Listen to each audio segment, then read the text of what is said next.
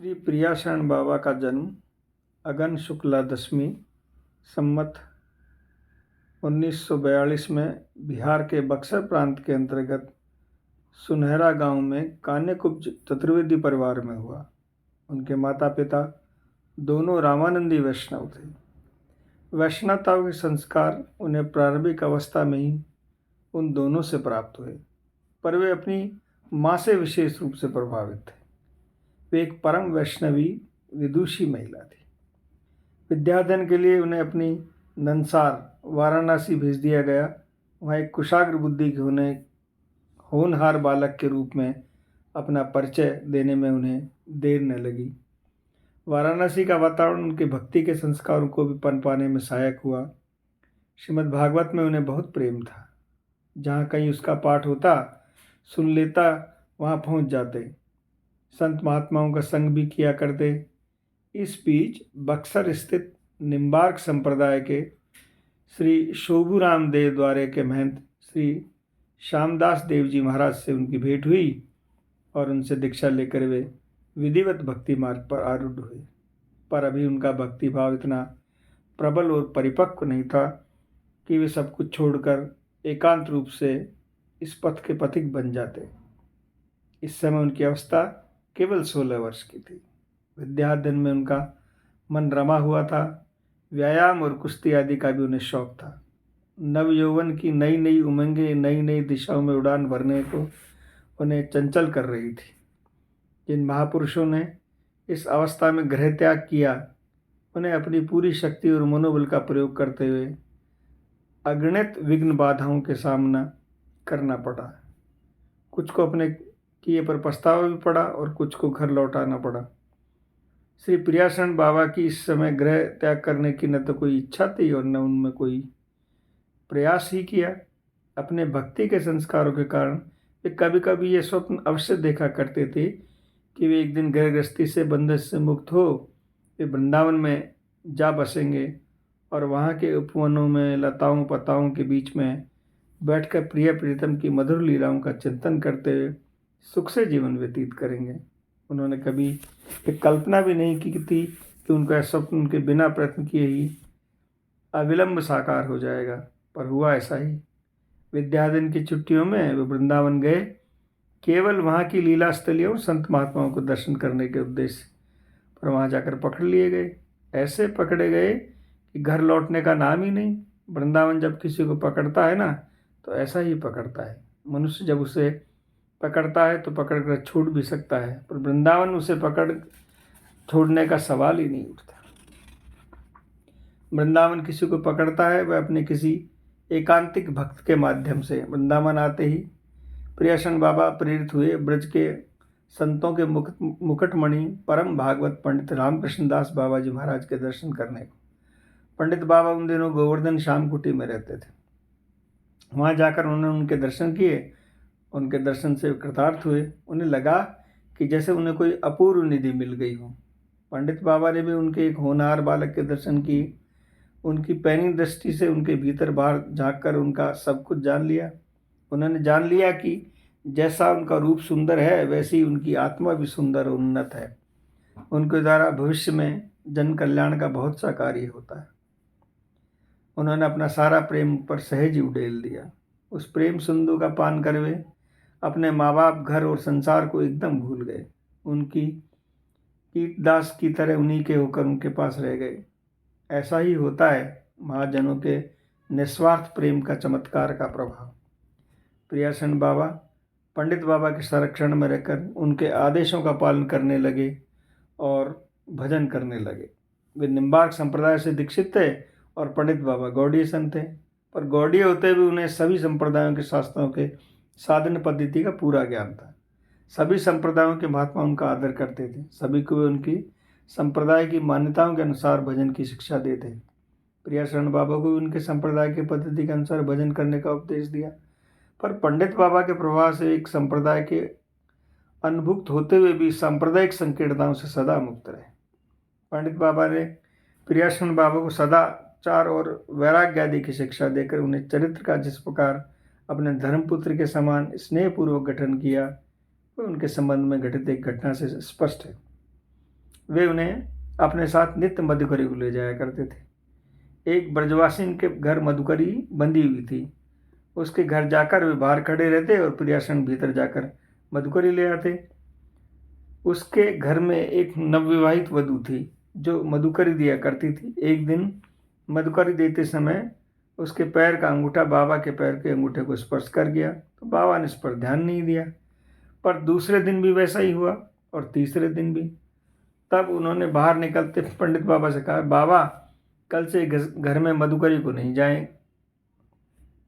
पूछने पर उन्हें न कारण ही भी बता दिया।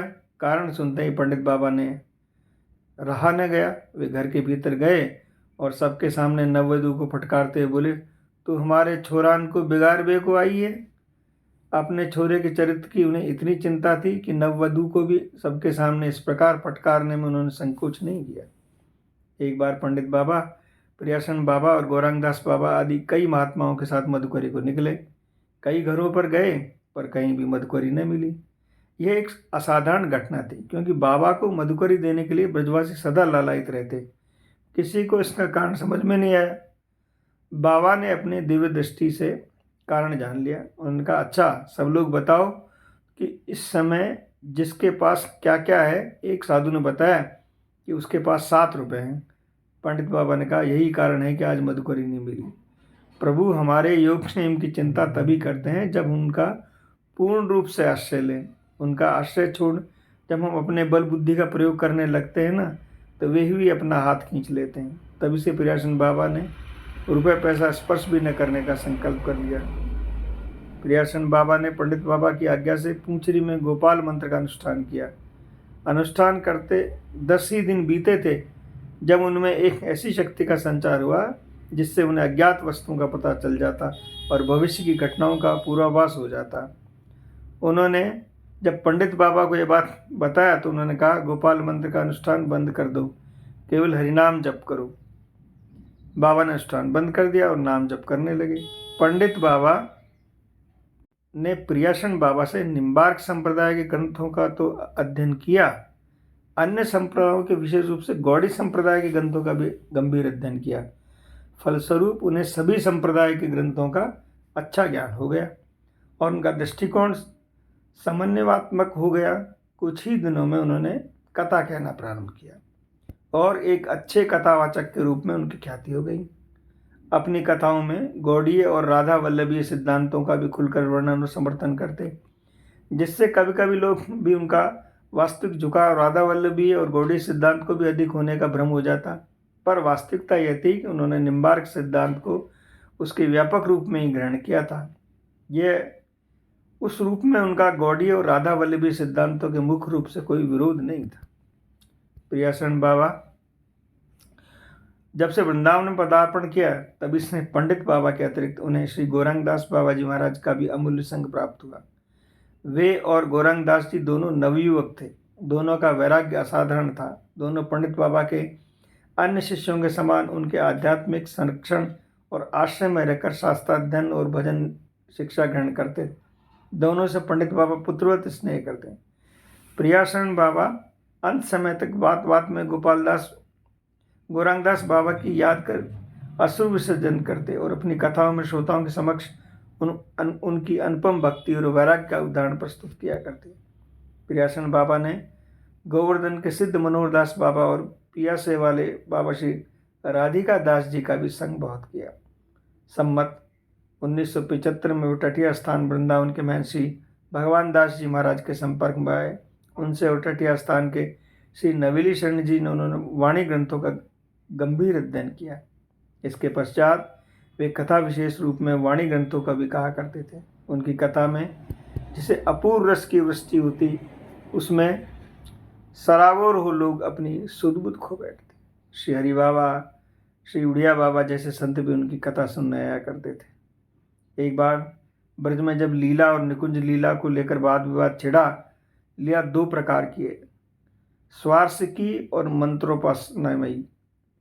अप्रकट लीला स्वार्सिकी है क्योंकि वह स्वेच्छामयी है और भिन्न भिन्न समय भिन्न भिन्न स्थानों पर भिन्न भिन्न रूपों में अनुष्ठित होती रहती है। ये प्रवाह रूप है। और शास्त्रों में बहुत से उपासक मंत्रों में ऐसी लीलाओं का भी उल्लेख है जो सदा सर्वदा एक ही स्थान पर एक ही रूप में होती रहती है। उन्हें मंत्रोपासनामयी लीला कहते हैं। स्वारस्य लीला में अंतःभुज लीलाओं का सबका आदि मध्य और अवसान होता है, पर मंत्रोपासना की लीला का आदि मध्य और अवसान नहीं होता है। वह नित्य स्थितिशील लीला है, एक ही प्रकार से एक ही स्थान पर नित्य होती रहती है। मंत्रोपासनामयी नित्य स्थितिशीला लीला स्वारस्य की गतिशीला लीला में उसी प्रकार अभूतपूर्व अंतर्गत है जिस प्रकार यमुना में काली दैग में समान बहुत से हद उनके अद्भुत और उसके अंतर्गत है। स्वारस्य की लीला अपने चक्राकार प्रवाह पथ पर चलते हुए बहुत से हदों में परिणित होती है और उन्हें हदों में भीतर से बहती हुई निकलती रहती है। जिस समय स्वारस्य की लीला का प्रवाह मंत्रोपासना लीला के हृदय में प्रवेश करता है उस समय स्वाभाविक रूप से दोनों लीलाओं में ऐक्य हो जाता है और स्वारस्य की लीला का प्रवाह आगे बढ़ जाता है और मंत्रोपासना लीला का हद वहीं रह जाता है। उपासना मंत्रों की विभिन्नता के अनुसार मंत्रोपासना में लीला भी अनेक प्रकार की होती हैं, जैसे गोचारण लीला, रास लीला, कुंज लीला। चैतन्य चरितामृत निकुंज में नित्य विहार का वर्णन इस प्रकार है। प्रत्येक मंत्रोपासनामयी लीला का अवसित वृंदावन में एक विशेष प्रकार से ब्रज लीला और निकुंज लीला का समन्वय बाबा के मन में बैठा हुआ, पर इस पर विवाद कुछ लोगों का कहना है कि निकुंज लीला ब्रज लीला से सर्वदा भिन्न है और निकुंज जो श्री राधा रानी ब्रष्मानंदिनी से भिन्न है। निकुंज के श्याम श्यामा आदि भी अजन्मा है, उनमें के न कोई माता पिता है न ब्रज लीला उनसे कोई संबंध है। वे नित्य किशोर किशोरी हैं, उनका विहार नित्य है। कुछ का मत था कि निकुंजेश्वरी और उस्मान नंदिनी में कोई भेद नहीं है और निकुंज लीला और ब्रज लीला अंतर्गत है।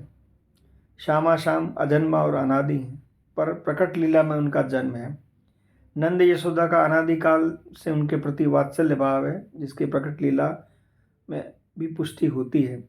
विवाद के कारण बाबा के मन में भी यह संबंध में कुछ संदेह होने लगा। इस प्रश्न को लेकर वे बड़ी उलझन में पड़ गए। एक दिन गोपाल कुटी में इसी उलझन में बैठे बैठे तंद्रा आ गई। उस समय स्वयं श्री राधा रानी दर्शन देकर उनसे कहा, मैं ही ब्रष्पान नंदिनी हूँ और मैं ही निकुंजेश्वरी। तब से उनका विश्वास इस सिद्धांत में और भी दृढ़ हो गया। प्रियासन बाबा बड़े स्पष्टवादी थे। अपने विषय में हो या दूसरे के विषय में उन्हें जहाँ कहीं भी त्रुटि दिखती उन्हें उजागर करने में न चूकते। कभी कभी बड़ी तीखी बातें भी कह जाते जिससे दूसरों को कष्ट होता, पर उनका उद्देश्य होता था उसको सुधार करना, न कि उसकी निंदा करना। एक बार निम्बार्क संप्रदाय के अंतर्विभूषित श्री जी महाराज वृंदावन पधारे।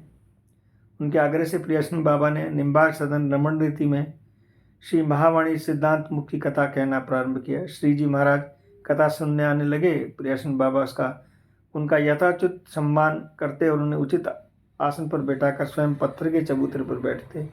प्रथम दिन श्री जी के सामने वे बिना कुछ बिछाए चबूतरे पर बैठे।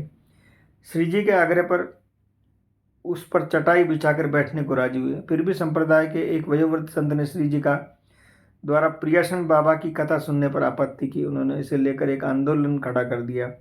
फलतः श्री जी महाराज 6 दिन कथा सुनने के बाद कथा में आना बंद कर देना पड़ा। इसके पश्चात एक दिन जब वह वृद्ध महात्मा कथा में उपस्थित थे, बाबा ने किसी प्रश्न से उन्हें लक्ष्य कर कहा, श्री हरिव्यास देवाचार्य ने माया की चेली बनाया और शिक्षा प्रदान करते समय उनसे कहा, अब तू वैष्णवी हो गई है। यदि पुराने अभ्यासवत किसी को लगने का मन करावे तो वृंदावन के रहने वाले बूढ़े महात्माओं को लगना। एक बार वृंदावन में कहीं एक महात्मा पधारे। उनकी स्थिति बड़ी विलक्षण थी। कथा कीर्तन में उन्हें अश्रुकंपित भाव होते थे, मूर्छा भी आती थी। वे अधिकतर भाव समाधि में रहते, भगवान से बातें करते, किंतु सुनकर लोग बहुत प्रभावित हुए। शीघ्र ही सिद्ध महात्माओं के रूप में उनकी ख्याति हो गई और फैल गई चारों तरफ। बड़े बड़े महात्मा भी उनका दर्शन करने आगे लगे। श्री हरि बाबा ने भी उनके संग का लाभ उठाना चाहा। उन्होंने कहा, उनसे बोले कि महाराज, प्रभु सदा ही आपकी सानिध्य में विराजते हैं, क्या आप उनसे पूछने की कृपा करें कि मुझे उनके दर्शन कैसे हो सकते हैं। तो महात्मा ने उत्तर दिया, यार का कहना है कि 21 दिन अनशन करो तो आपके दर्शन हो जाएंगे। भोले भाले हरि बाबा ने अनशन प्रारंभ कर दिया। जब किसी ने प्रियासन बाबा को ये सब बात बताया तो उन्होंने कहा, उन महात्माओं को मेरे पास ले आओ। वे महात्मा को उनके पास ले आए। बाबा ने आदरपूर्वक प्रणाम आदि कर उन्हें आसन देकर उनके पास बैठाते हुए कहा, महाराज अपराध क्षमा करें, मुझे स्वयं आपके पास जाना चाहिए था। आपने बड़ी कृपा की कि यहाँ पधारने का कष्ट हुआ। कोई बात नहीं, यार ने अनुमति दे दी, चला आया। महात्मा ने उत्तर दिया। प्रियासन बाबा ने कुछ देर भजन संबंधी बातें कर उन्हें भली प्रकार समझने और परखने की चेष्टा की। अच्छी तरह कसौटी पर कस लेने के बाद उनसे कहा, सुना है आप पर प्रभु की बड़ी कृपा है। हाँ, उनकी मुझ पर असीम कृपा है। वे आपको दर्शन दिया करते हैं, आपसे बात भी करते हैं। हाँ, वे हर समय मेरे साथ ही रहते हैं। इस समय भी आपके साथ हैं क्या? हाँ हैं तो, पर वे बाहर खड़े हैं। उन्होंने कहा, तुम बाबा से बात कराओ, मैं भीतर नहीं जाऊंगा।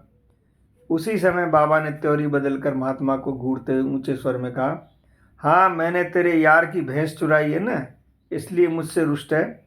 अब तू मैं अनशन करूंगा तब प्रसन्न होगा। ये भी कहा है ना उसने तुझसे, धूर्त कहीं का, आया है वृंदावन में भोले भाले महात्माओं को ठगने के लिए। चला जाए यहाँ से इसी क्षण, नहीं तो देता हूँ श्राप। महात्मा को पसीना आ गया। वे थरथर कांपने लगे, आंखें नीचे कर जाने जाने को हुए। तब बाबा ने कहा, रुको, पहले हरि बाबा के पास जाकर उनके अनशन तोड़ने को कहो, तब चले जाना यहाँ से। महात्मा ने ऐसा ही किया। जय जय श्री राधे निताई गौर हरि गौर।